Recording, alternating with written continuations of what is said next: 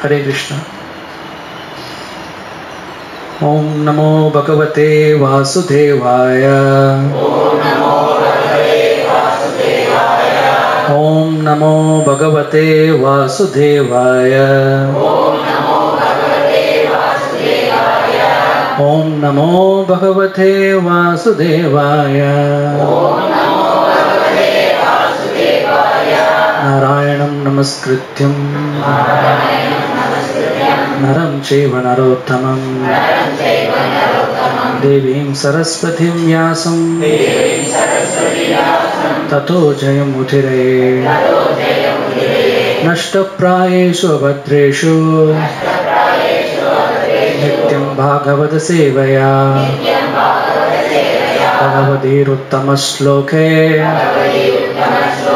Bhaktir Bhavati Naishtiki. Srimad Bhagavatam 3வது காண்டம் 2வது அத்தியாயம் 23வது ஸ்லோகம். 23வது ஸ்லோகம் இங்கே வரும். அஹோபஹியம்.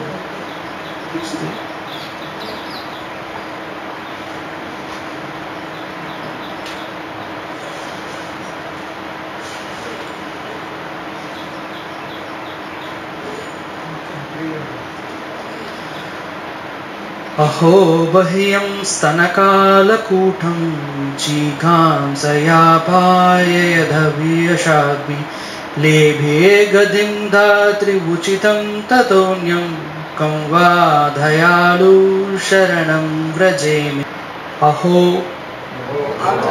अंधो बहि அரக்கி பூத்தனை யம் யாரை ஸ்தன அவளது ஸ்தனத்தில் கால குடிய கூடம் விஷம் ஜிகாம்சயா விரோதத்தாள் அபாயயத் கூட்டினாள் அபி எனினும் அஷாத்வி நேர்மையற்ற லேபே அடைந்தாள் கதிம் கதியை தாத்ரி உச்சிதா தாதி பெண்ணுக்கு உசிதமான ததக யாருக்கு அப்பால் அந்நியம் மற்றவர் கம் வேறு யார் வா நிச்சயமாக தயாளும் கருணையுள்ள சரணம் அடைக்கலம் பிரஜேமா நான் ஏற்பேன். மொழிபெயர்ப்பு வழங்கியவர் ஆசாபக்தி வேதாந்த சுவாமி. அந்தோ நேர்மையற்றவளான பூத்தனை என்ற அரக்கி கொடிய விஷத்தை தயாரித்து அதை தன் ஸ்தனத்தில் தடவிக்கொண்டு பகவானுக்கு பாலூட்ட முயன்றாள். அவளுக்கும் தன் தாயின் அந்தஸ்தை அளித்த அவரை விட அதிக கருணையுள்ளவரும் நான் புகலிடம் கொள்ளக்கூடியவருமான வேறொருவர் எப்படி இருக்க முடியும்? பொருளுரை. தமது எதிரியிடமும் மிகவும் கருணை காட்டிய பகவானுக்கு இது ஒரு நல்ல உதாரணமாகும். விஷத்திலிருந்து அமுதத்தை ஒருவர் எடுத்துக்கொள்வது போலவே ஒழுக்கமற்ற ஒருவரிடமுள்ள நற்குணங்களை உயர்ந்த மனிதன் ஏற்றுக்கொள்கிறான் என்று கூறப்படுகிறது. அவரது குழந்தை பருவத்தில் பூதனை என்ற அரக்கி அவருக்கு விஷம் கொடுத்து கொள்ள முயன்றாள்.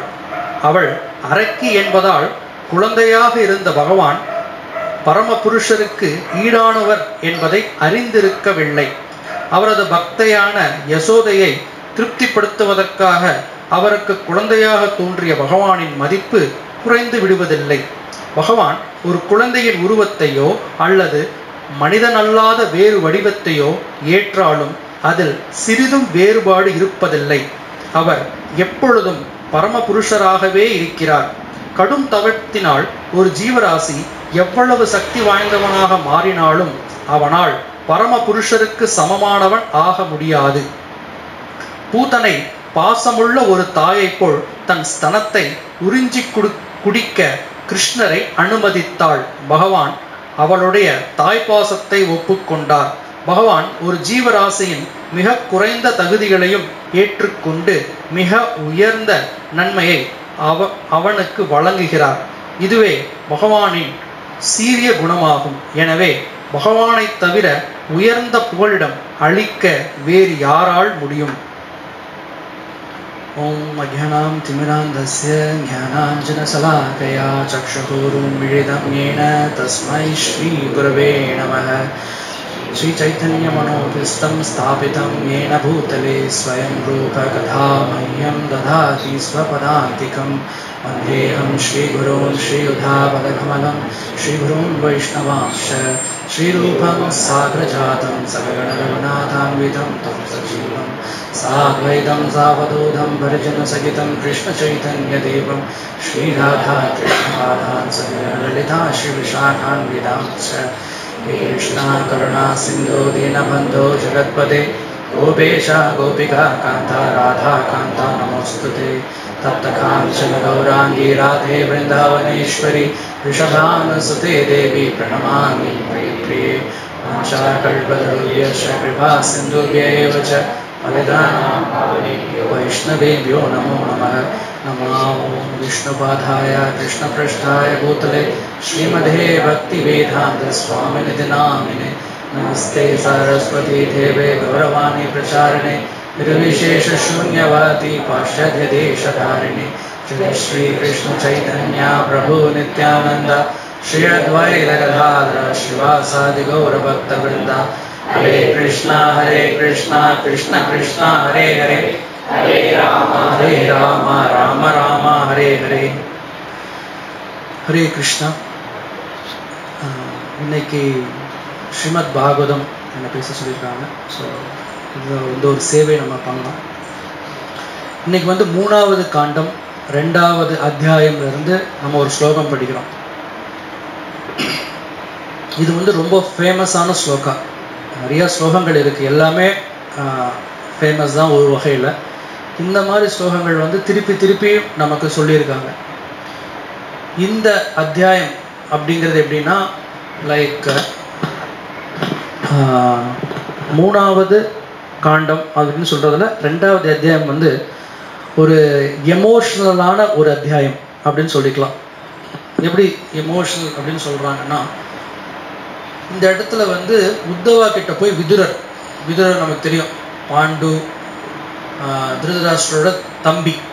ஸோ இவர் என்ன பண்ணுறாங்க, போய் ஒரு கேள்வி கேட்குறாரு.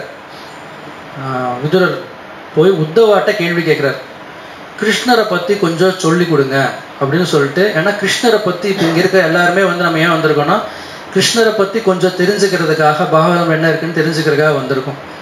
இதே இது இப்போ மட்டும் இல்லை, அப்போவும் இதே இதுதான் இருந்தது. அப்போ என்ன கேட்குறாருன்னா, உத்தவர்கிட்ட போய் கேட்குறார் விதுரர், எனக்கு பகவான் கிருஷ்ணரை பற்றின லீலைகள்லாம் கொஞ்சம் சொல்லி கொடுங்க அப்படின்னு சொல்கிறார். சொன்ன உடனே மைத்ரேயர் உணர்ச்சி வசப்பட்டு சில விஷயங்கள் பேசுகிறார். ஏன்னா உத்தவர் யாரு? உத்தவருக்கும் கிருஷ்ணருக்கு என்ன உறவு? மாமா, அந்த மாதிரி ஒரு உறவு. இந்த மாதிரி உத்தவர் அவர் என்ன பண்றாரு, கிருஷ்ணர் கூடயே இருக்கிறார். நீங்க கிருஷ்ணா புக் அப்படின்னு சொல்லிட்டு பிரபுபாதர் புக் எழுதியிருப்பாங்க. அதுல 10வது காண்டத்தில் இருக்கிற எல்லா கதைகளை மட்டும் எடுத்து அந்த இடத்துல வச்சிருப்பாங்க. அதுல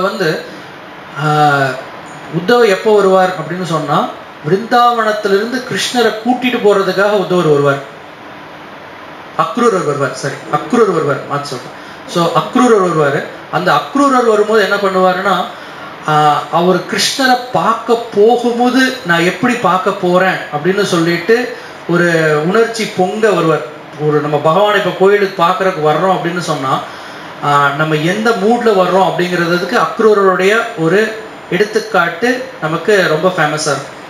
எப்படி அக்ரூர் இருந்தாரோ இதே மாதிரி தான் ஒரு க்ளோஸ் உத்தவ கீதா அப்படின்னு சொல்லிட்டு உத்தவருக்கு கிருஷ்ணர் ஒரு கீதை உபன்யாசம் எல்லாம் கொடுத்துருப்பார். இப்போ இங்கே உத்தவர்கிட்ட கேட்குறாங்க விதுரர். ஆனால் உத்தவர் கிருஷ்ணரை பற்றி ரொம்ப புகழ்ந்து சொல்லலை. அவர் என்ன பண்ணிட்டாரு, மைத்ரேயர் கிட்ட கூப்பிட்டு சொல்லிடுறார். நிறையா கொஞ்சம் மட்டும் சொல்லிட்டு விட்டுருவார், கொஞ்சம் மட்டும் எக்ஸ்பிளைன் பண்ணுவார். இப்போ இங்கே உத்தவர் என்ன சொல்றாருன்னா, கேட்ட உடனே அவர் அவரோட நினைவுல கிருஷ்ணரை பத்தி என்னென்னதான் இருக்கோ அதை அப்படியே பொங்கி சொல்றார். அவரை பத்தி நான் என்ன சொல்றது, அவரு நம்மள இந்த லீலைகள் எல்லாத்தையும் முடிச்சுட்டு போயிட்டாரு, இந்த லீலைகள் எல்லாத்தையும் முடிச்சுட்டு போயிட்டாரு, அவருடைய இருந்த ரொம்ப க்ளோஸா இருந்த பக்தர்களும் போயிட்டாங்க, அவர் வந்து ரொம்ப ஒரு செப்பரேஷன், கிருஷ்ணரோட பிரிந்து ஒரு துயரத்துல இருக்கிறார். அப்போ அவர்கிட்ட கேட்குறாங்க. இது கேட்ட உடனே அவர் துயரத்துல சில விஷயங்கள் எல்லாத்தையும் சொல்றதுக்கு ஆரம்பிக்கிறார். கடும் துயரத்துல, ஒரு பிரிவு அப்படிங்கிற ஒரு துயரத்துல இருக்கிறாரு. அப்போ அவரு வந்து கிருஷ்ணரை பத்தி கொஞ்சம் மட்டும் சொல்றார், மீதி வந்து நிறைய ஃபுல் கதைகளை அவர் சொல்றது இல்லை. ஸோ அந்த இடத்துல இந்த ஒரு ஸ்லோகத்தை சொல்றார். இந்த ஸ்லோகம் என்ன சொல்றாங்கன்னா, அஹோபகியம் ஸ்தனகால கூட்டம். ஸ்தனம் அப்படின்னா மார்பு, அதுல வந்து விஷம், கடும் விஷம், அது காலக்கூட்ட விஷம் அப்படின்னு சொல்றாங்க. அந்த பாம்புல இருந்து எடுக்கிறதுல இருந்து அது ஒரு ரொம்ப கான்சென்ட்ரேட்டட் விஷம், ரொம்ப கொடிய விஷம். அந்த கொடிய விஷத்தை கொடுத்து குழந்தை கிருஷ்ணரை கொல்றதுக்காக வந்திருக்காங்க. யாரு? பூத்தனை என்ற அரக்கி. அந்த அரக்கிக்கு என்ன பதவி? இங்க வந்து என்ன சொல்றாங்கன்னா, தாத்ரி உச்சிதம், தாதி பெண் அப்படின்றாங்க. தாதி அப்படின்னா என்னன்னா நர்ஸ் அப்படின்னு அர்த்தம். 6 வகையான மதர்ஸ் இருக்காங்க, 6 மதர்ஸ் அப்படின்னு சொல்லிட்டு பிரபுபாத் சொல்வார். ஸோ அதுல வந்து நர்ஸ் அப்படிங்கிறவங்களுமே மதருக்கு ஈக்குவலான பொசிஷன். ஸோ அந்த மாதிரி ஒரு உயர்ந்த பதவி கொடுக்குறாரு. யார் கொடுக்குறாரு? கிருஷ்ணர் கொடுக்குறாரு. ஸோ இவ்வளோ மோசமான செயல் செய்தவங்களுக்கு இவ்வளோ பெரிய கருணையா அப்படிங்கிறது தான் இது. இப்போ நம்ம பகவான் கிருஷ்ணரை பத்தி நம்ம படிக்கிறதுக்காக ஒருத்தங்க ஆசைப்படுறாங்கன்னா அவங்க முதல்ல எந்த புக் படிக்கணும்னு சொல்லிட்டு நம்ம சொல்லுவோம். நம்ம நிறைய புக்கு வெளியே கொண்டு போய் கொடுக்கும்போது நம்ம முதல்ல வச்சு சொல்ற புக் என்ன? பகவத்கீதை தான் சொல்லுவோம். பகவத்கீதை படிச்சிங்களா? இந்தியாவில் நீங்க பிறந்திருக்கவங்க எல்லாருமே பகவத்கீதை படிக்கணும் அதுன்னு சொல்லிட்டு நம்ம பகவத்கீதையை முன்னிறுத்தி நிறைய விஷயம் சொல்லுவோம். பகவத்கீதை பத்தி நிறைய கேட்டிருக்கோம், நிறைய பேசியிருக்கோம். இதுல வந்து பிரபுபாதர் அதிகமா சொன்ன ஸ்லோகம், பகவத்கீதையில 700 ஸ்லோகங்கள் இருக்கு. இதுல அதிகமா பிரபுபாதர் சொன்ன ஸ்லோகம் என்னது? தன்னுடைய லெக்சர்ஸ்ல, தன்னுடைய ரெஃபரன்ஸ், ஒவ்வொரு தடவையா கிளாஸ் கொடுக்கும்போது அதிக தடவை திருப்பி இந்த ஸ்லோகத்தை சொல்லியிருக்கிறாரு அப்படின்னு சில பேர் எடுத்திருக்காங்க, எடுத்து செக் பண்றாங்க. என்ன ஸ்லோகம்? ரொம்ப ஃபேமஸான ஸ்லோகம். எல்லா ஸ்லோகங்களும் முக்கியமான ஸ்லோகம். ஆனா சில ஸ்லோகங்கள் ஃபேமஸ் ஆயிடுது. ஃபேமஸான ஸ்லோகம் 18வது அத்தியாயத்துல 66வது ஸ்லோகம். சர்வ தர்மான் பரித்யஜ்ய மாம் ஏகம் சரணம் व्रजा அப்படின்னு சொல்லிட்டு வரும். சரணம் व्रजा அப்படின்னா என்ன சொல்றாரு? abandon all type of religions, எல்லா தர்மங்களையும் விட்டு என்னிடம் சரணடைங்கள் அப்படின்னு சொல்றாங்க. கரெக்டா? என்னிடம் சரணடை. அப்போ பகவான் என்ன சொல்றாரு அப்படின்னு பகவத்கீதையில என்னங்க கிருஷ்ணர் சொல்லியிருக்காரு அப்படின்னு கேட்ட உடனே என்ன சொல்லுவாங்க அப்படின்னா, டக்குன்னு சொல்லணும், சீக்கிரமா சொல்லுங்க என்னங்க பகவத்கீதையில இருக்கு அப்படின்னு சொன்னா நம்ம என்ன சொல்லுவோம்? பகவான் என்னிடம் சரணடை சொன்னார் அப்படின்னு சொல்லுவாங்க. எல்லாரும் கேட்டிருக்கீங்களா இந்த வார்த்தையை? பகவானிடம் சரணாகதி அடைய வேண்டும். கரெக்டா? சரணாகதினா என்ன?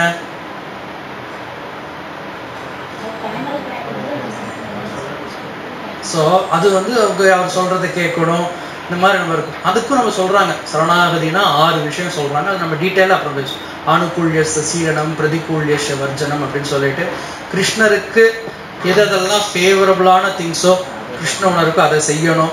கிருஷ்ண உணர்வுக்கு சாதகமற்ற விஷயங்களை செய்யக்கூடாது. கிருஷ்ணர் தான் நம்மளுடைய பாதுகாவலர் அப்படின்னு சொல்லிட்டு நம்ம ஒரு நம்பிக்கையோடு இருக்கணும். கிருஷ்ணர் தான் என்னைய பராமரிப்பவர் அப்படின்னு இருக்கணும். கிருஷ்ணர் தான் எனக்கு எல்லாத்தையும் கொடுப்பவர் அப்படிங்கிறதையும் புரிஞ்சுக்கணும். நம்ம வந்து எப்போவுமே வந்து கிருஷ்ணர் சார்ந்து இருக்கிறது. அடுத்தது நம்ம எப்போவுமே அடக்கமா, ரொம்ப ஹம்பிள் அண்ட் மீக் அப்படின்னு சொல்லுவாங்க. ஸோ இந்த மாதிரி 6 விஷயங்கள் அப்படிங்கிறது எல்லாமே ஒவ்வொரு லைனாக சொல்கிறாங்க. பட் சிம்பிளாக சரண்டர் அப்படிங்கிறத நார்மல் வார்த்தையில் நார்மல் உலகத்துல கிருஷ்ணர் பகவத்கீதையில சரணாகதின்னு சொல்றார், சரண்டர். நார்மலா டே டு டே லைஃப்ல இந்த வார்த்தையை உபயோகிப்பவர்கள் யார்? போலீஸ். போலீஸ் வந்து சொல்லுவாங்க சரண்டர் அப்படின்னு துப்பாக்கியை காட்டிட்டு சொல்லுவாங்க. சொன்ன உடனே என்ன செய்வாங்க? கை தூக்கணும். டக்குன்னு சரண்டர்னு சொன்ன கை தூக்கிடணும். இப்ப புரியுதா நம்ம ஏன் பகவான் முன்னாடி டான்ஸ் ஆடும்போது பாடும்போது கை தூக்குறாங்கன்னு சொல்லிட்டு? ஏன்னா அவர் சொல்லல, துப்பாக்கி எல்லாம் காட்டல. துப்பாக்கி காட்டாம நம்ம சரணாகதி அடைகிறதுக்காக இருக்கும். ஏன்னா போலீஸ் வந்து சொல்ற சரணாகதி அடைங்கன்னா நான் ஒன்றும் பண்ண மாட்டேன், கை கால் எல்லாத்தையும் இது பண்ணிட்டு நான் எந்த செயலும் செய்ய மாட்டேன், நான் நீங்கள் சொல்றதை நான் கேட்கிறேன், கேட்கலைன்னா சுற்றுவாங்க. போலீஸ் வந்து துப்பாக்கி வச்சுட்டு இருப்பாங்க, சரண்டர்பாங்க. நீங்க ஏதாவது செயல் செய்யறதுக்கு முயற்சி பண்ணீங்கன்னா கூட சுற்றுவாங்க. நான் எதுவுமே செய்ய மாட்டேங்க, கையை தூக்கினா என்ன, நீங்க சொல்றத மட்டுமே செய்வேன், இங்க வானா வருவேன், போனா போவேன், உட்காருனா உட்காருவேன், இது நீங்க சொல்றத மட்டுமே செய்வேன் அப்படிங்கிறது போலீஸ் கிட்ட கூட செய்வாங்க. கரெக்டா? கரெக்ட். நீங்க சொல்றத நான் செய்யறேன். கிருஷ்ணர் பகவத்கீதையில என்ன சொல்றாரு? சரண்டர் அப்படின்றார். திருப்பி திருப்பியுமே அந்த வார்த்தைகளை சொல்றார். மன்மனா மத் பக்தோ மத்யாஜி மாம் நமஸ்குரு, எனக்கு நமஸ்காரம் பண்ணு அப்படின்றார். என்னிடம் சரணடை, என்னிடம் நமஸ்காரம் பண்ணு. ஏன் உங்களிடம் நமஸ்காரம் பண்ணணும்? ஏன் உங்களிடம்? அகம் சர்வஸ்ய பிரபுவோ, எல்லாத்துக்கும் ஆரிஜின் நான் தான். மத்த சர்வம் பிரவர்த்ததே, எல்லாமே எங்கிட்ட இருந்துதான் வருது, இதனால நீ என்கிட்ட சரண்டர் ஆகு. சரணாகதினா அவர் சொல்றத கேட்கறது. சிம்பிளான வார்த்தைகள். நம்ம காலோக்கியெல்லாம் போலீஸ்காரர் கூட சொல்றாங்க. ஸோ கிருஷ்ணர் என்ன சொல்றார்? என்கிட்டதான் சரணாகதி அடையணும்னு திருப்பி திருப்பி சொல்றார். கரெக்டா? இந்த மாதிரி சரணாகதி அடையணும்னு திருப்பி திருப்பி சொல்றார். ஆனா இங்க கேள்வி என்னன்னா, சரணாகதி அடையிறது ஈஸியா? பகவானோட பாயிண்ட் ஆஃப் வியூல இருந்து பாத்தீங்கன்னா என்கிட்ட சரணாகதி அடையுங்கன்னு சொல்லிட்டு காரணங்கள் எல்லாத்தையும் சொல்லிடுறார் பகவான். ஆனா இப்போ இத படிக்கிற பக்தர்கள் என்ன சொல்லுவாங்க? என்னங்க சரணாகதி அடையுங்கன்னு சொல்றது ஈஸி, எவ்வளவு கஷ்டமா இருக்கு தெரியுமா? எல்லாத்தையும் விட்டு அவர் சொல்றது மட்டும் செய்யறது ரொம்ப கடினமா இருக்குது. அவர் என்னங்க சரண், இப்போ போலீஸ்க்கு ஈஸி, திருடனுக்கு கஷ்டம். கரெக்டா? சரணாகதினா என்ன? போலீஸ் வந்து உயர்ந்த பதவியில் இருக்கிறாரு, திருடன் வந்து தாழ்ந்த பதவியில் இருக்கிறாங்க. அப்ப நார்மலா சரண்டர் அப்படிங்கிறது வந்து ஒரு பயம் கலந்த ஒரு மேல் கீழ் அப்படின்னு சொல்லிட்டு ஒரு நிலையில் இருக்கு. ஆனா இந்த சரணாகதி அடையிற பக்தர்கள் எவ்வளவு சந்தோஷமா இருக்கிறாங்க அப்படின்னு சொன்னா, அந்த சந்தோஷம் பகவான் சந்தோஷமா இருக்கிறத விட சந்தோஷமா இருக்காங்களாமா. இதுதான் ஒரு ஆச்சரியமான விஷயம். சரணாகதி ஏன் அடைய சொல்றாரு அப்படின்னா, நான் எங்கிட்ட சரணடைகிறதா உங்களுக்கு எல்லாம் நல்லதுன்னு பகவான் சொல்றாரு. ஆனா நம்மளோட சைட்ல இருந்து பாருங்க, சரணாகதி அடைய சொல்றது ஈஸி, ஆனா சரணாகதி அடையிறது கஷ்டம். போலீஸ் திருட மாதிரி அப்படிதான் நம்ம மனசுல ஒரு பிம்பம் இருக்கும். அப்போ பகவான் என்ன சொல்றாரு? இல்ல சரணாகதி அடைய சொல்றவங்களை விட அடைகிறவங்க அடைகிற இன்பம் வந்து உயர்ந்தது அப்படிங்கிறத உணர்த்துறதுக்காக தான் சைத்தன்ய மகாபிரபு வர்றார். சைத்தன்ய மகாபிரபு வந்து அவர் கையை தூக்கிட்டு நிக்கிறார். அவர் வந்து கிருஷ்ணர் வந்து சரணாகதி அடைய சொன்னார்.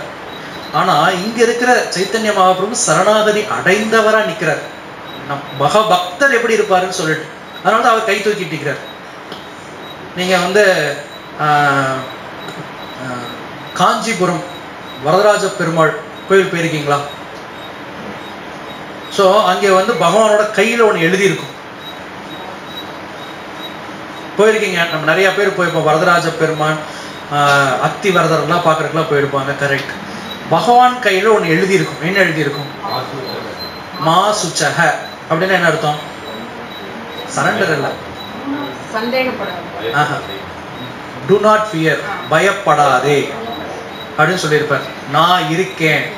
ஸோ சம்டைம்ஸ் நான் கூட கேட்டிருந்தேன், திருப்பதியிலையும் கூட இப்படி எல்லாம் பகவான் இப்படி கை வச்சிருப்பார், இன்னொரு கை எப்படி வச்சிருப்பார் திருப்பதியில பாலாஜியில இப்படி கீழே இருப்பார்.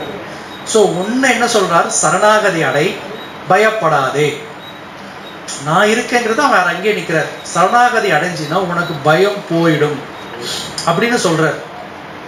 ஸோ பகவானுக்கு சரணாகதி அடை அப்படின்னு சொல்றது அவரோட இடத்துல இருந்து சொல்றார். பகவானும் திருப்பியும் பக்தரா வந்து சொல்றார். ஆனா இது பாகவதம், பக்தர்கள் கூட இருக்கிற பக்தர்களுக்கு பேசுறது. இந்த இடத்துல அதே வார்த்தையை கொஞ்சம் வேற மாதிரி சொல்றாங்க. என்ன சொல்றாங்க அப்படின்னு சொன்னா, வேறொருவர் எப்படி இருக்கக்கூடும் அப்படின்னு ஒரு கேள்வி கேட்கிறார்.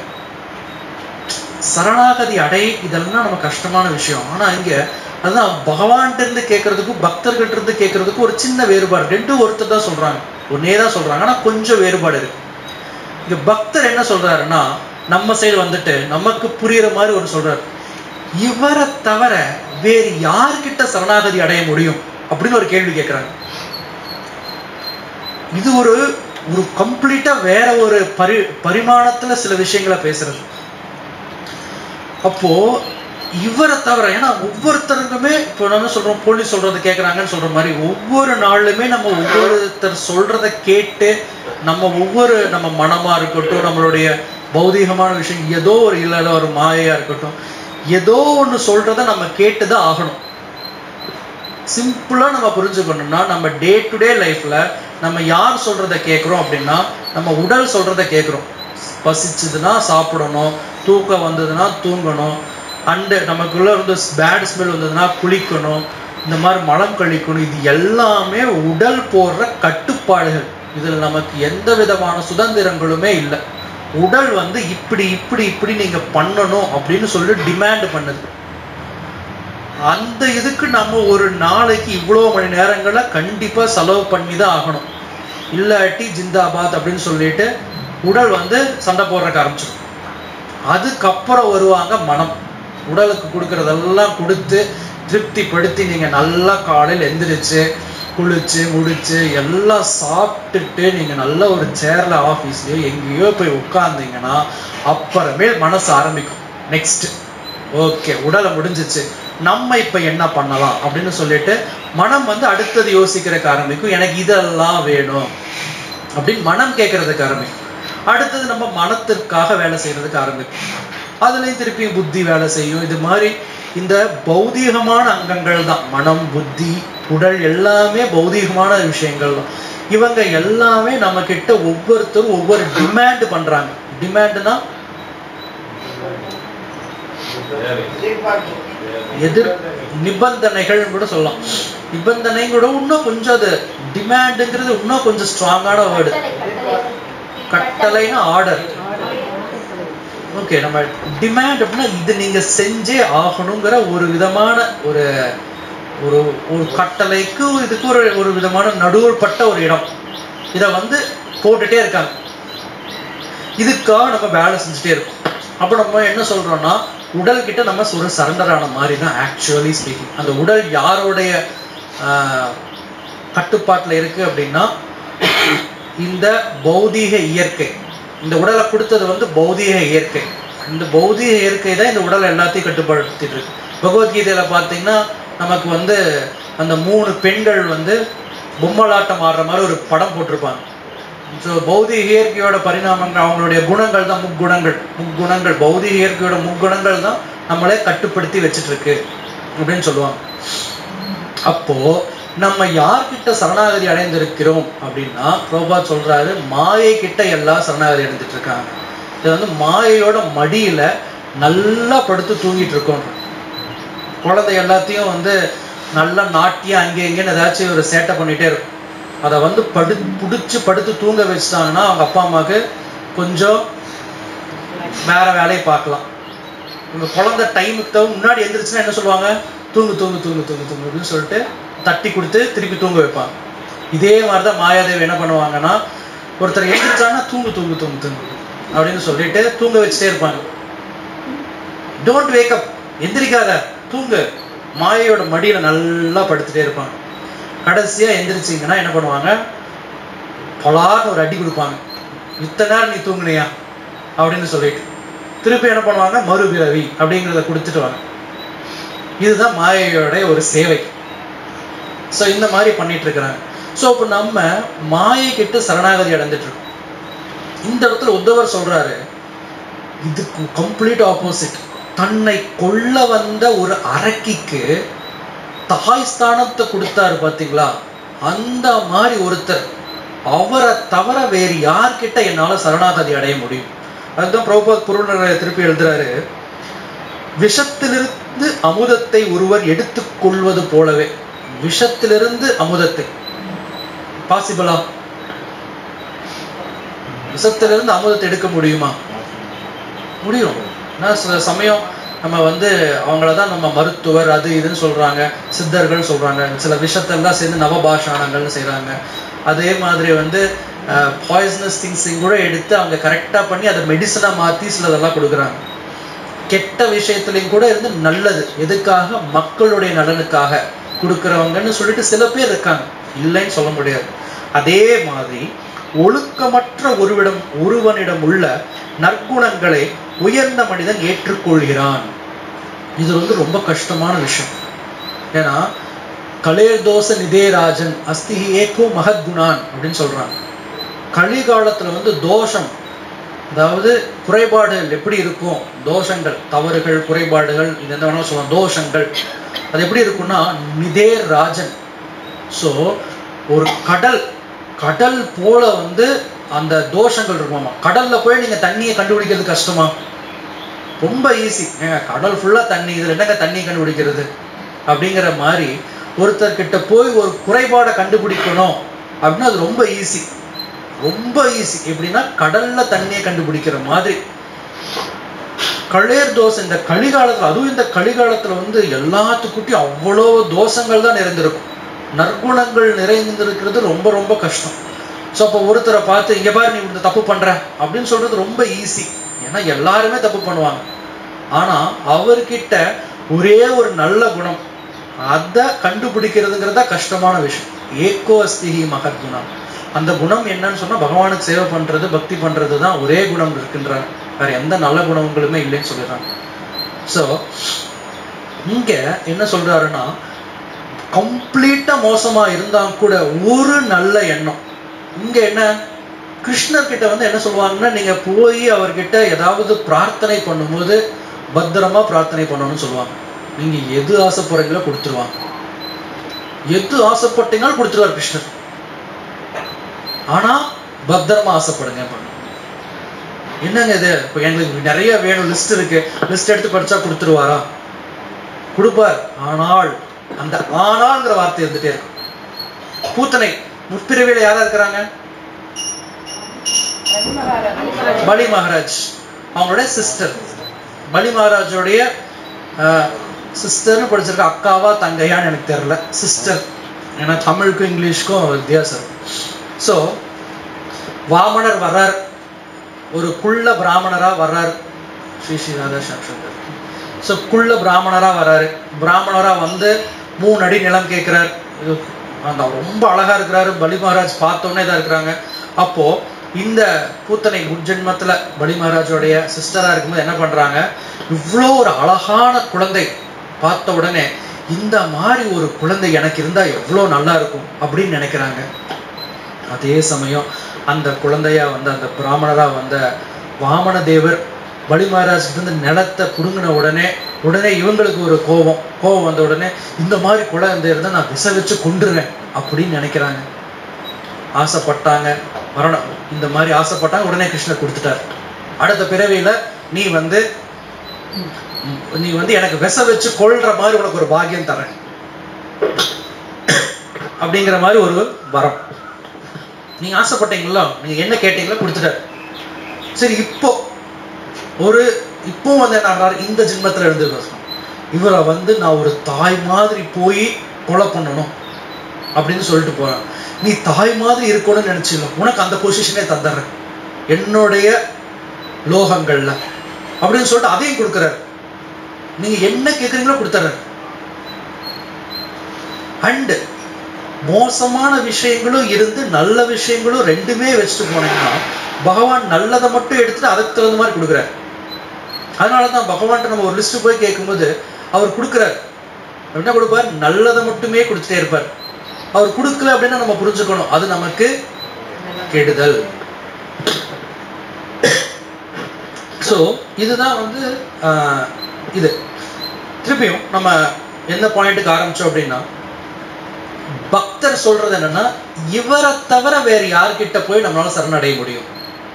இந்த மாதிரி ஒரு மனிதரை நம்மளால காட்ட முடியுமா அப்படின்னு சொல்லிட்டு பக்தர் கேட்கிறார். இந்த பக்தர்களுடைய ஒரு சிறப்பு என்ன அப்படின்னா, எல்லா ஒரு கஷ்டமான சப்ஜெக்ட் மேட்டர்ஸ் கூட நமக்கு புரியுமான்னு சொல்லி தருவாங்க. இதே ஒரு தடவை பிரபுபாதர் அவருடைய கிளாஸ்ல சொல்றார், இந்த சரணாகதி அப்படின்னா என்னன்னு சொல்றதுக்கு எக்ஸ்பிளனேஷன் சொல்றாரு. ஒரு வெளிநாட்டுல ஒரு கிளாஸ் கொடுத்துட்டு இருக்கும்போது அவர் சொல்றாரு, நான் சின்ன வயசுல ஒரு எங்கா இருக்கும்போது என்னுடைய பையனை கூட்டிட்டு நான் பஸ்ல போயிட்டு இருந்தேன். பஸ்ல போயிட்டு இருக்கும்போது இந்த கண்டக்டர் காசு கேட்பார். உடனே என் பையனை பார்த்து கேட்டார், எங்க போகணும், டிக்கெட் வாங்க, காசு கொடு அப்படின்னு கேட்டார். உடனே என் பையன் கண்டக்டரை பார்த்து சொன்னாரு, காசு இல்லைங்க அப்படின்னு சொன்னார். காசு இல்லையா, இறங்கு கீழே அப்படின்னு சொல்லிட்டு பிரபுபாதருடைய பையனை கிட்ட கண்டக்டர் சொல்றாரு.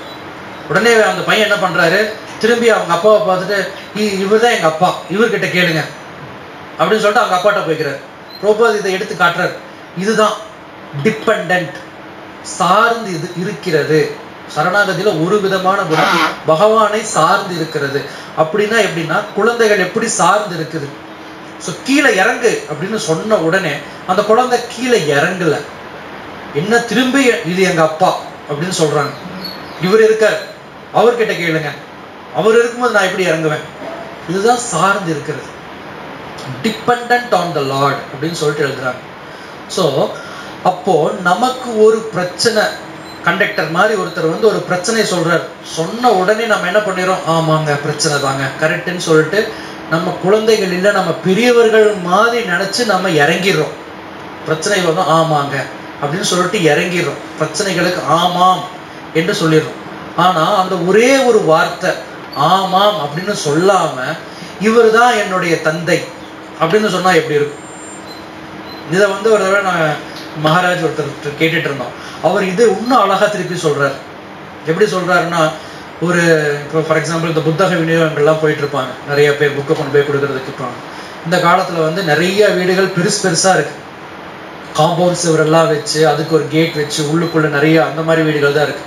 ஸோ அப்போ அந்த வீடுகள்ல கேட்டுக்கும் நம்மளுடைய கதவுக்கு டோருக்கும் நடுவுல நம்மளுடைய இன்வைட் பண்றதுக்காக சில ஜீவராசிகள்லாம் இருக்கும். ஸோ அது பேர் என்னன்னா, நாய்கள் ஜாக்கிரதைன்னு சொல்லிட்டு போர்டு வச்சிருப்பாங்க. வெல்கம் அப்படின்னு தான் முன்னாடி காலத்துல வாருங்கள் அப்படின்னு சொல்ற போர்டை மாத்தி நாய்கள் ஜாக்கிரதை அப்படிங்கிற போர்டை நல்லா மாட்டிருப்பாங்க. அப்படின்னா என்ன அர்த்தம், வராதிங்க. அப்போ சம்டைம்ஸ் பக்தர்கள்லாம் போயிட்டு இந்த புக்கெல்லாம் கொண்டு போய் பார்க்கும்போது ஃபர்ஸ்ட் என்ன பார்ப்பாங்க அப்படின்னா, நாய் எங்கிருந்தாவது வருமா. ஏன்னா எங்கிருந்தோம்னா நாய் திடீர்னு வந்துடும், அந்த போர்டு கூட வைக்காம. ஸோ அதனால கொஞ்சம் வெளியெல்லாம் போய் புத்தக விநியோகம் பண்ற பக்தர்கள் பார்த்து தான் போவாங்க.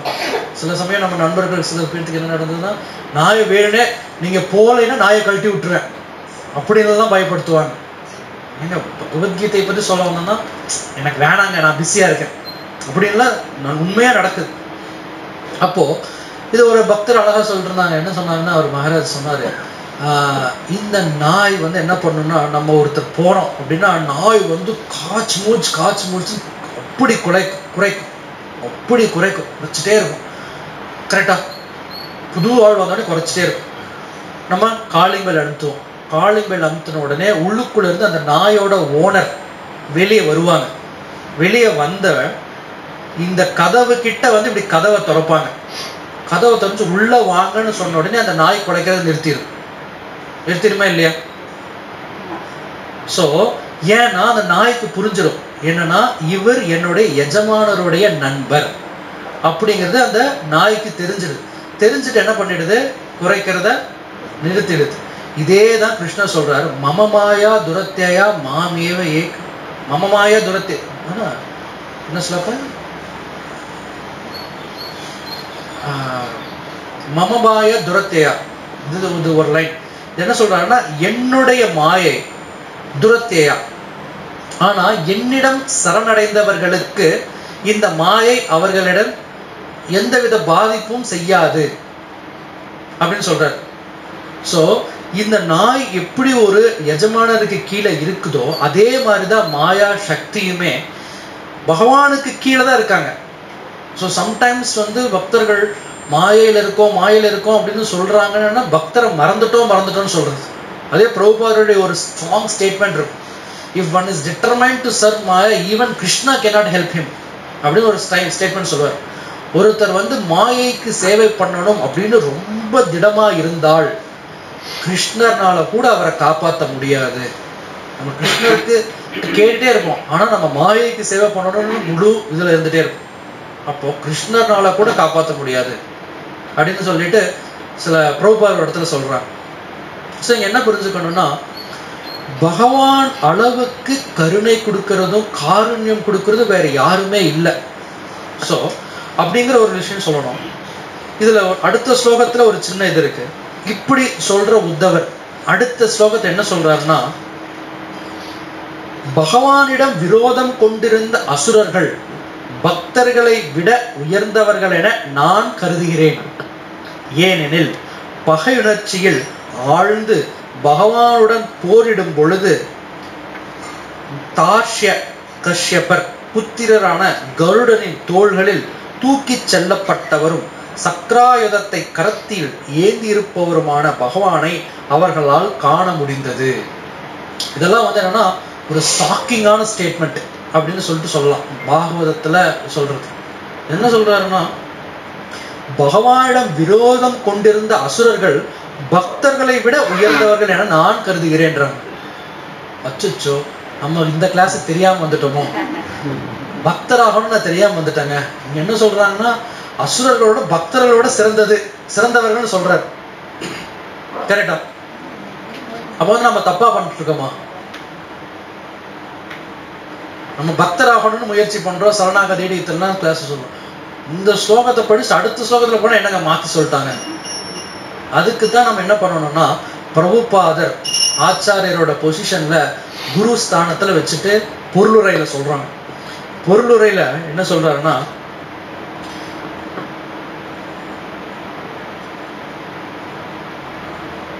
இந்த இடத்துல I just read something things. பகவானை எதிர்த்து நேருக்கு நேராக போரிட்ட அசுரர்கள் பகவானால் கொல்லப்பட்டதால் முக்தி அடைந்தனர். பகவானின் பக்தர்களாக இருந்ததால் அசுரர்களுக்கு இந்த முக்தி கிடைக்கவில்லை. பகவானின் பக்தர்களாக இருந்ததால் அசுரர்களுக்கு இந்த முக்தி கிடைக்கவில்லை. ஓகேவா?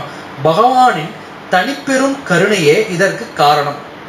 ஏதோ ஒரு வழியில் பகவானுடன் சிறிதளவேனும் தொடர்பு கொள்ளும் எவரும் உன்னத நன்மையை பெறுகிறார். பகவானின் இணையற்ற குணத்தினால் சில சமயங்களில் முக்தியடையும் வாய்ப்பை நாம் பெறுகிறோம். அவரது எதிரிகள் அவருடன் தொடர்பு கொண்டு பகை உணர்ச்சியினால் அவருடைய சிந்தனையில் எப்பொழுதும் ஆழ்ந்துள்ளனர். உண்மையில் அசுரர்களால் தூய பக்தர்களுக்கு இணையானவர்கள் ஆக முடியாது. இதுதான் பிரபுபாதருடைய பர்பஸ். பொருளுரை ரொம்ப முக்கியம். ஆனால் பக்தர்களுக்கும் அசுரர்களும் ஒரே நிலையில் இல்லை. ஆனா பக்தர் என்ன சொல்றார், என்னை விட அசுரர் சிறந்தவன் சொல்றார். ஆனா பிரபுபாதர் என்ன சொல்றாரு, இவங்களுக்கும் பக்தர்களுக்கும் அசுரர்களுக்கும் ஒரு இணைங்கிறத கம்பேரே பண்ண முடியாது.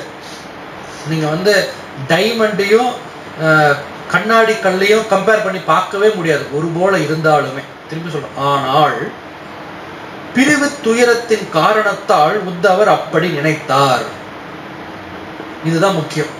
ஏன் இப்படி நினைத்தார்ங்கிறதுக்கு ஒரு காரணத்தை சொல்றோம். பிரிவு துயரின் காரணத்தால் அசுரர் கூட முக்தி அடைந்து போயிட்டாங்க, ஆனா நான் முக்தி அடையாம பகவானை பிரிஞ்சு இன்னொன்னு தனியா இருக்கிறேனே, அது பிரிவு.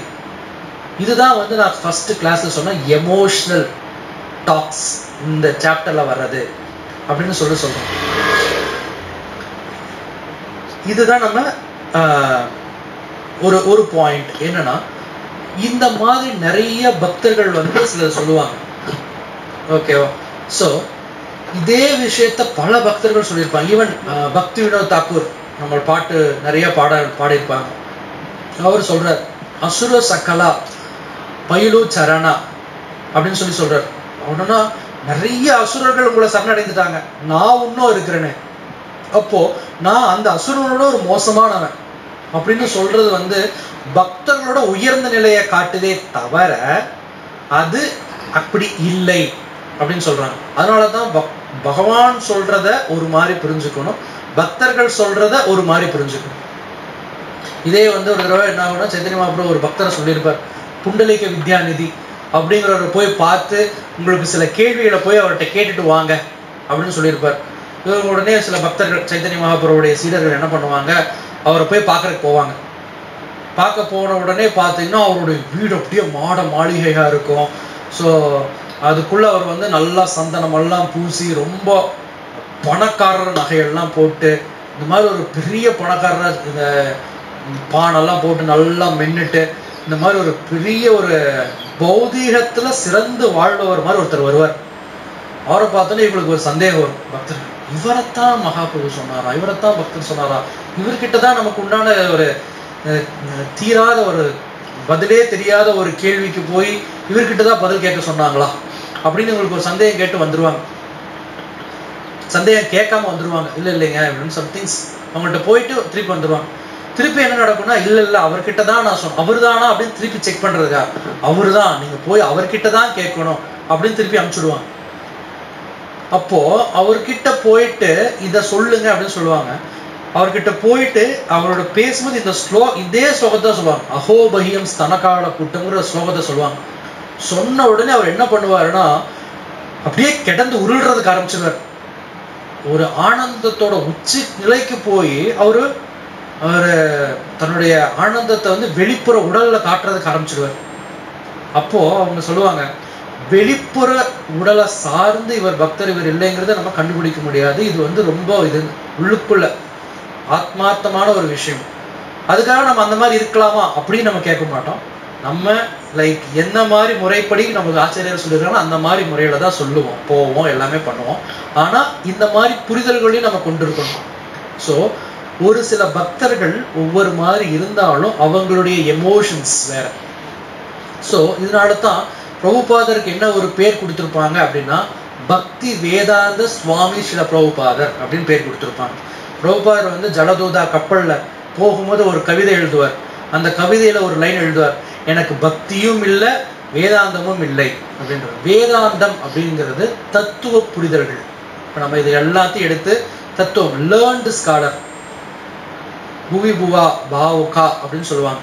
ஸோ இந்த பாவுகா அப்படின்னு சொன்னா பாவா அப்படின்னு சொல்லும்போது அவங்களுடைய எமோஷன்ஸ்ல வர்றது அந்த மாதிரி ஒரு நிலை. அப்போ பக்தர்கள் கற்றறிந்தவர்களாகவும் இருப்பாங்க, அதே சமயம் அவங்களுக்கு எமோஷன்ஸும் இருக்கும், தத்துவங்களும் தெரியும், உணர்வுகளும் இருக்கும். வெளிப்புறமா பார்த்தீங்கன்னா இப்போ மாயாவத தத்துவம் அப்படின்றது, இறைவனை பத்தி படிப்பாங்க, படிச்சுட்டே இருப்பாங்க. அவங்கள என்ன பண்ணுவாங்க அப்படின்னு சொன்னா, நான் தான் இறைவன் அப்படின்னு சொல்லிட்டு நீங்க நல்லா படிச்சவங்கள்ட்ட போய் பார்த்தீங்கன்னா அவங்க சிரிக்கிறதோ அழுகிறதோ எந்த விதமான எமோஷன்ஸுமே காட்ட மாட்டாங்க. அப்படியே கண்ணாடி போட்டிருந்தா கூட இந்த மூக்கு இங்கதான் நிற்கும், இப்படிதான் பார்ப்பாங்க உங்களை. சம்டைம்ஸ் கிராஜுவேட்ஸ் பண்ணி பிஹெச்டி பண்ணி இதெல்லாம் ரொம்ப படிச்சு போடுறவங்க எமோஷனலா ரொம்ப இப்படி இருப்பாங்க. பிஹெச்டி மட்டும் இல்லை, ஆன்மீகத்துல பண்றவங்க கூட. அதனாலதான் சைத்தன்ய மகாபிரபு பார்க்கும்போதும் கூட அப்ப இருந்த மாயாவத சன்னியாசிகள் என்ன பண்ணாங்கன்னா, என்னது இது, இந்த இளம் சன்னியாசி இப்படி இருக்கிறாரு, ரோட்ல ஆடி பாடிட்டு இருக்கிறாரு அப்படின்னு சொல்லிட்டு தவறாதான் சொன்னாங்க. எப்படி நீங்க பண்ணலாம் இத? ரோட்ல ஆடி பாடுறது ஒரு சன்னியாசி மாதிரி ஒரு மனிதர் பண்ற விஷயம் தான். சன்னியாசினா நீங்க ஆழ்ந்த தியானத்துல இருக்கணும். ஆன்மீகம்னா அப்படிதான் சொல்லுவாங்க. நீங்க புத்த மதத்துல இருக்கிறவங்களா பாருங்க, ஒரு ஒரு ஃபால்ஸு கடியிலையோ ஒரு நீர்வீழ்ச்சி கடியிலையோ ஒரு கரையோரத்துலயோ நதிக்கரையோரத்துலயோ போயிட்டு அப்படியே ஒரே இடத்துல உட்கார்ந்த மாதிரி இருப்பாங்க. கரெக்டா? யோகிகள் அப்படின்னு சொல்ற மாதிரி. அப்போ இந்த மாதிரிதான் சன்னியாசிகள்லாம் ஒரே இடத்துல இருக்கணும், ஒரே ஆடக்கூடாது, பாடக்கூடாது, சிரிக்கக்கூடாது, இந்த மாதிரி இருப்பாங்க. ஆனா நம்மளுடைய பரம்பரையில இருக்கிறது ரொம்ப வித்தியாசமான இது.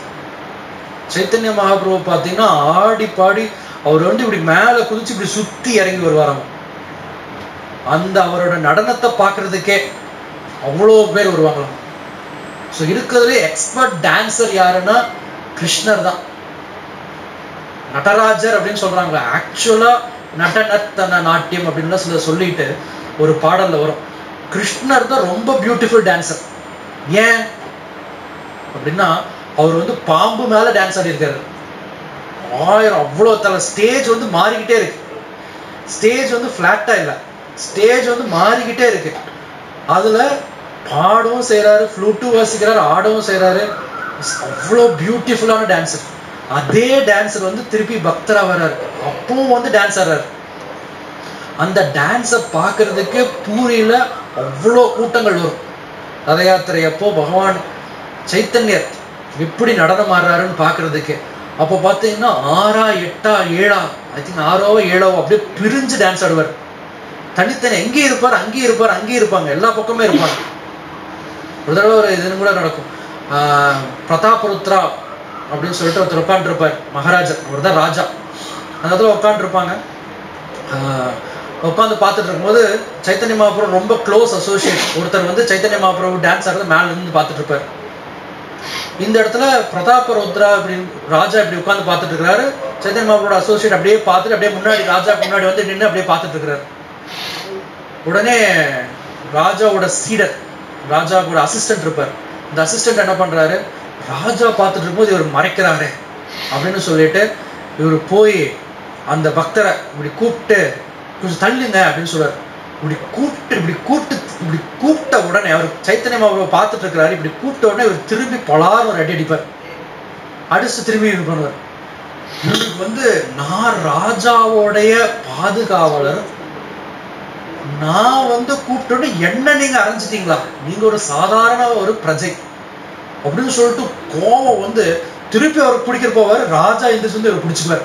வாப்பா, அவர் வந்து ஒரு சிறந்த பக்தர், அவர்கிட்ட எந்த பிரச்சனையும் நீ வச்சுக்காத, நான் சைத்தன்ய மகாபிரபுடைய பக்தர் ஆகணும்னு ஆசைப்பட்டுட்டு இருக்கேன், எனக்கு இன்னும் கருணை கிடைக்கல, நீ அவரை ஏதாவது போய் பண்ணி அந்த கருணை எனக்கு கம்மியாயிடுச்சுன்னா பிரச்சனை ஆயிடுன்னு சொல்லிட்டு அவரை கூட்டிட்டு வந்துடுவார்.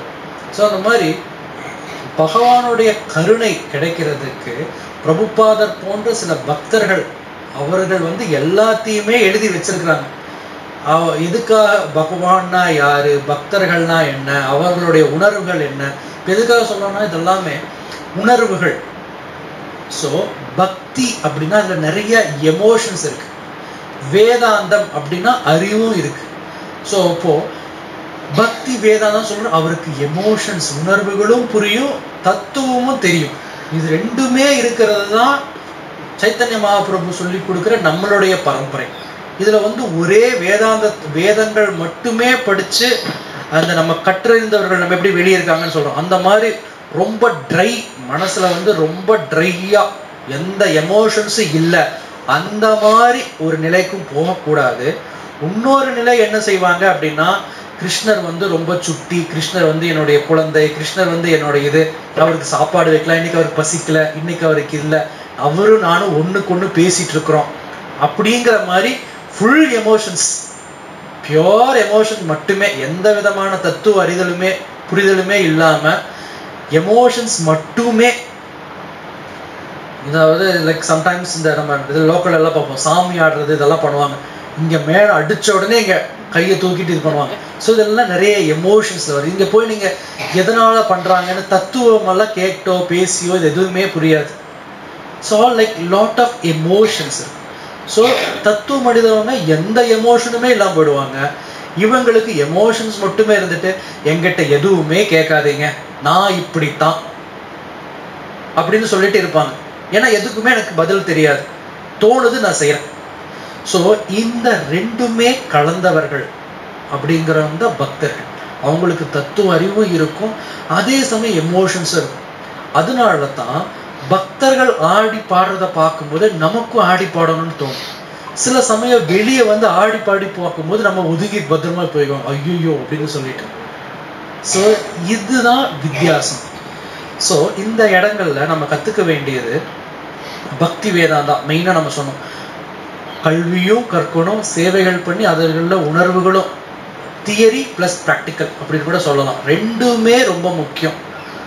அண்ட் அதை நம்ம கரெக்டா புரிஞ்சு வர வர வர என்ன நமக்கு தெரியும் அப்படின்னு சொன்னா, பகவான் யாரு, பகவானுடைய குணங்கள் என்ன, இதெல்லாம் பண்ணும்போது பகவான் வந்து தன்னிடம் சரணடை அப்படின்னு அவரு சொன்னால் கூட நம்ம சைடு இருந்து என்ன நம்ம பார்த்துக்க முடியும்னா, இவரை தவிர வேற யார்கிட்ட என்னால சரணடைய முடியும் அப்படிங்கிற ஒரு கேள்வி வரணும் முதல்ல. அப்படிங்கிற ஒரு கேள்வி வந்ததுன்னா தான் நமக்கு வந்து பகவானை தவிர வேற யாராவது ஆப்ஷன்ஸ் இருக்கிறாங்களானே தெரிய வரும். இல்லாட்டி பகவான்கிட்ட சரணடைவது கஷ்டம். கஷ்டம் ஓகே வச்சுக்கலாம், வேற ஆப்ஷன் என்ன? உங்களுக்கு வேற எந்த ஆப்ஷனுமே இல்லை. வேற எந்த ஆப்ஷன்ல இருந்தாலும் மாயா பலார்னு ஒரு அடிதான் கொடுப்பாங்க. உங்களுக்கு நிறைய ஆப்ஷன்ஸ் இருக்கு, எந்த ஆப்ஷன்ஸ் சூஸ் பண்ணினாலும் கடைசியில ஸ்லாப் தான். ஒரே ஒரு ஆப்ஷன் சூஸ் பண்ணீங்கன்னா மட்டும்தான் உங்களுக்கு கோல். அப்படிங்கிறது தான் இங்க மெயினா சொல்றாங்க. ஸோ இந்த ஒரே ஒரு எண்ணம், கிருஷ்ணரை தவிர வேறு யார்கிட்ட சரணடைய முடியும் அப்படிங்கிறது ரொம்ப ஒரு ஆழமான கேள்வி. அது ஒரு பக்தர் வாயிலாக நமக்கு இங்க கூறப்படுகிறது. ஹரே கிருஷ்ணா. ஏதாவது क्वेश्चंस இருந்ததுன்னா we can take.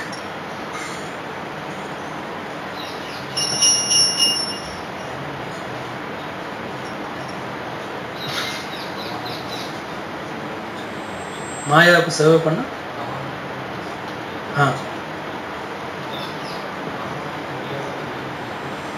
கரெக்ட். ரொம்ப என்ன கேட்கிறாருன்னா, மாயைக்கு நம்ம சேவை பண்ணணும், determine to serve Maya, even Krishna cannot help. அப்ப பகவானால முடியாதது அப்படின்னு கூட ஒண்ணு இருக்குல்ல அப்படின்னு சொல்லிட்டு நம்ம பிரபு கேட்கிறாரு. இப்ப பகவானால முடியாத ஒண்ணு இருக்கா அப்படின்னு கேட்கிறாரு. ஸோ இப்போ ஒருத்தர் வந்து இது கேட்பாங்க, ஒருத்தர் வந்து இதே ரெண்டு விஷயம் நான் சொல்றேன் இந்த இடத்துல. ஒருத்தர் வந்து பிரபுபாதர்கிட்ட கேட்பார், பகவானே சரி பிரபுபாதரே அப்படின்னு சொல்லிட்டு என்ன கேட்பாரு. ஒரு நல்ல, ஏன்னா வெளிநாட்டுல இருந்து வர்றவங்க ஒவ்வொருத்தவங்க ஒவ்வொரு கேள்வியை போட்டு பிரபுபாதரை மடக்கிறதுக்கு ட்ரை பண்ணுவாங்க. உங்களுடைய கடவுள்னால ஒரு மலையை உருவாக்க முடியுமா? அவர்னாலேயே தூக்க முடியாத ஒரு மலையை அவர்னால உருவாக்க முடியுமா? ஒரு நல்ல கேள்வி. பிரபுபாதரை மடக்கி ஒரு கேள்வி கேட்டோம். கடவுள்னு நீங்க சொல்றீங்களோ, அந்த கடவுள்னால அவரால தூக்க முடியாத ஒரு மலையை உருவாக்க முடியுமா? ஒரு நல்ல கேள்வி. நீங்க முடியும்னு சொல்லிட்டீங்கன்னா பகவானுக்கு முடியாத ஒரு காரியம் இருக்கு, அவர் பகவான் இல்லைன்னு நான் ப்ரூவ் பண்ணிடுவேன். இல்ல முடியாதுன்னு சொன்னா அவர்னால உருவாக்க முடியாது, அதனால அவரு பகவான் இல்லை அப்படின்னு நான் சொல்லிடுவேன். கரெக்டா? இந்த மாதிரி கேள்விகளை பிரபுபாத் கேட்கிறாரு. நம்ம சாதாரண நாட்டுல பிரபுபாத் என்ன சொன்னாரு?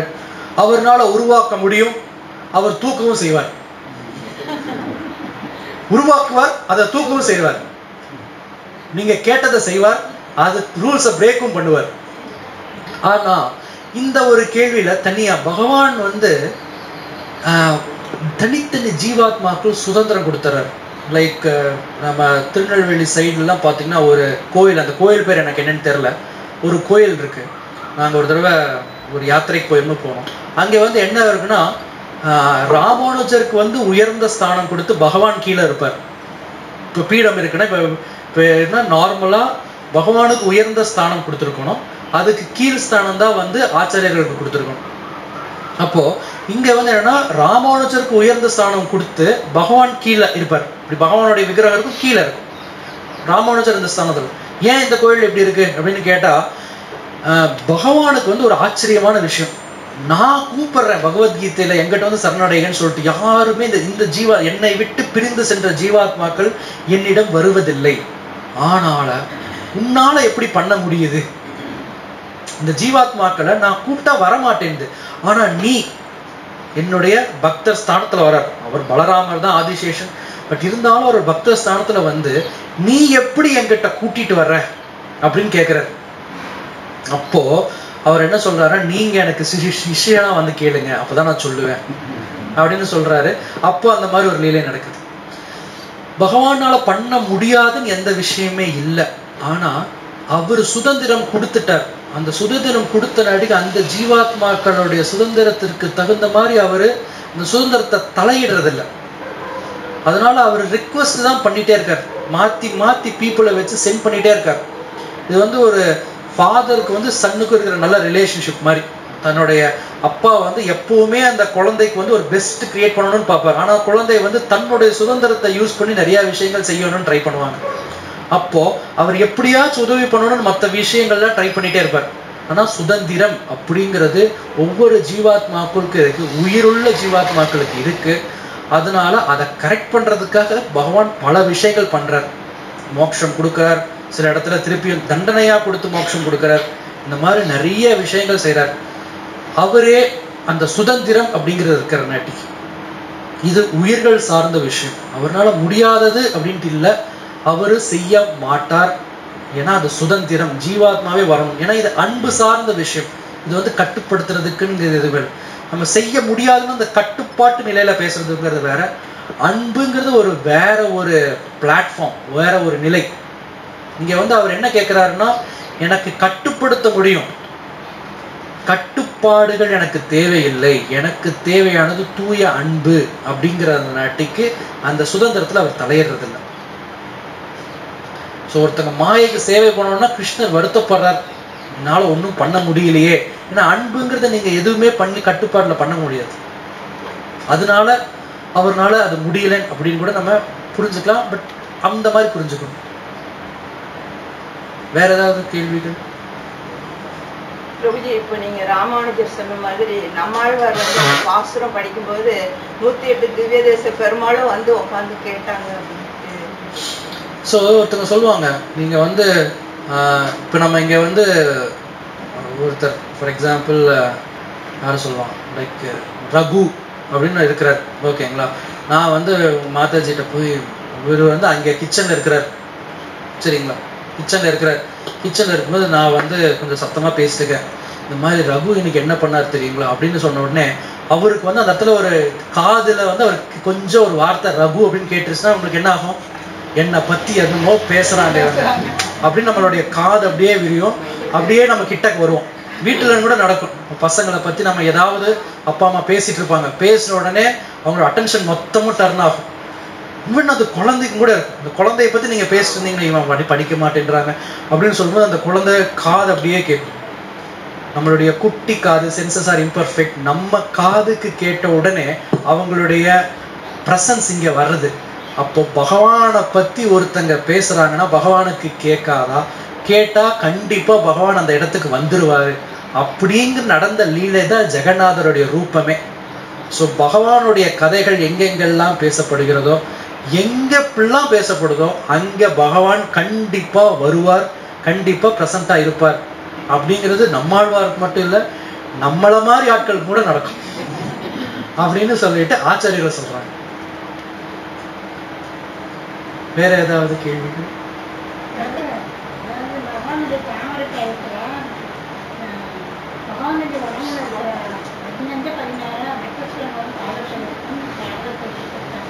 கேட்கலீங்க.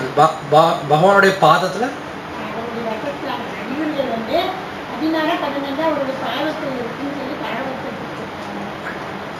கரெக்ட் தான். வேற ஏதாவது கேள்விகளா இருக்காது?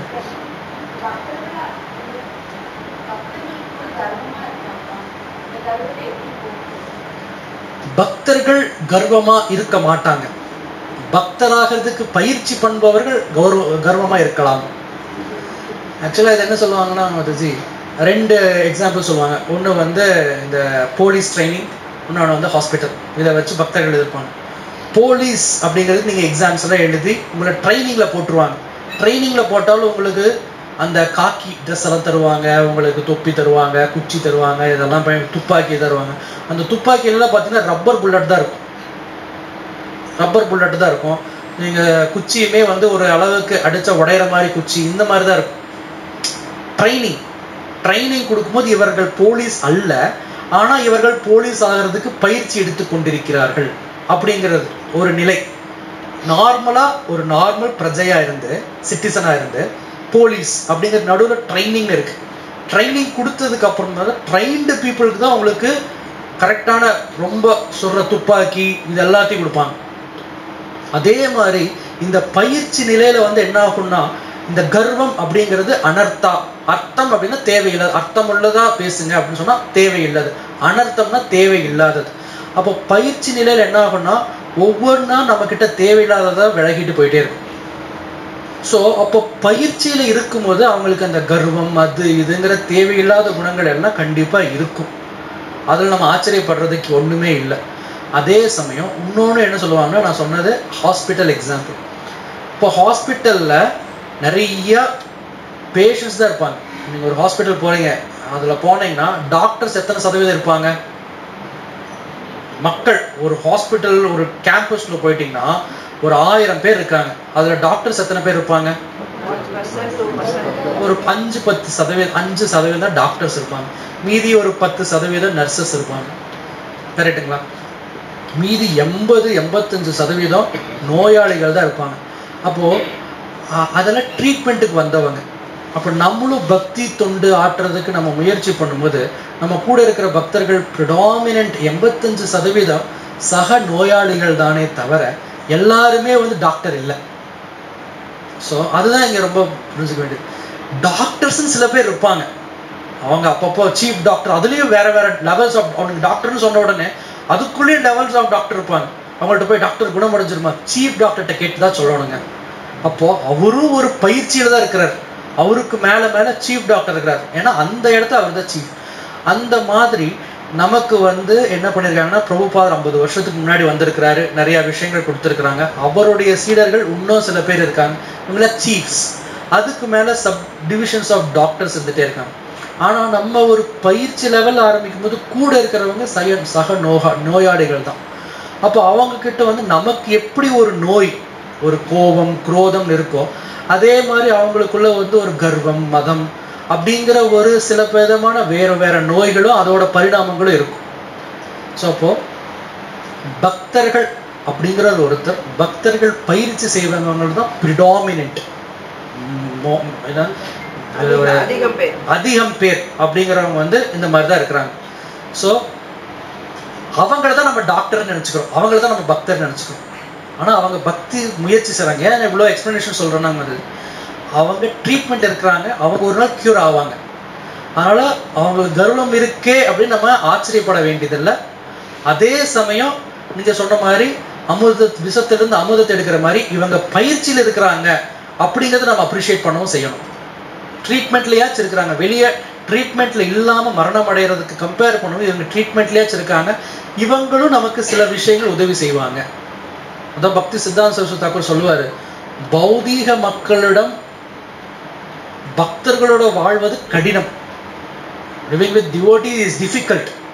பக்தர்களுடன் வாழ்வது கடினம்.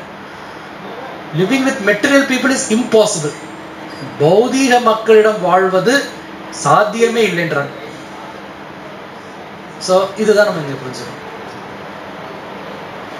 வேற யாராவது ஏதாவது கேள்வி? हरे कृष्णा। श्री प्रभुपाद की जय।